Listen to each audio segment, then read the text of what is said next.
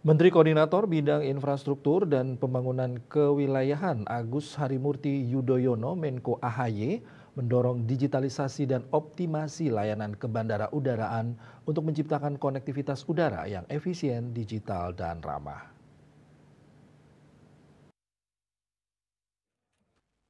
Hal tersebut diutarakan Menko AHY saat rakor optimasi layanan ke bandar udaraan kawasan Bandara Igusti Ngurah Rai.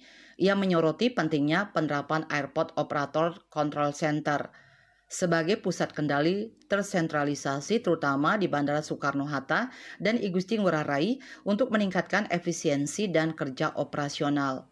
Digitalisasi manajemen bandara menjadi prioritas. Salah satu inovasinya adalah Reporting System of Airport Slot Time and Traffic Analyzer untuk memantau slot bandara secara real time, mengurangi human error, serta meningkatkan kualitas pengalaman penumpang melalui e-ticketing, autogate dengan face recognition, dan real-time information system. Menko AHY juga menekankan pentingnya meningkatkan kapasitas infrastruktur bandara, termasuk integrasi multimoda transportasi, perluasan terminal dan runway, serta beautifikasi interior dan eksterior bandara. Aksesibilitas menuju bandara masih menjadi tantangan dengan dominasi kendaraan pribadi yang berdampak pada kemacetan, sehingga diperlukan moda transportasi yang lebih efisien dan terjangkau bagi masyarakat. Tercatat per tahunnya itu sekitar 23 hingga 25 juta penumpang.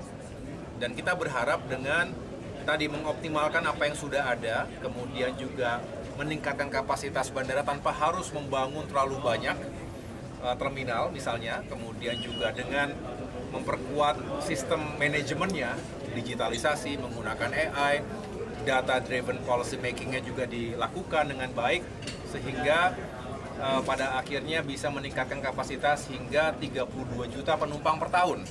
Ini yang kita kejar seiring dengan peningkatan jumlah wisatawan dalam maupun luar negeri. Dari kajian INAKA 2023 mengungkap saat ini kontribusi industri penerbangan mencapai 1.002 triliun rupiah atau 4,6% PDB.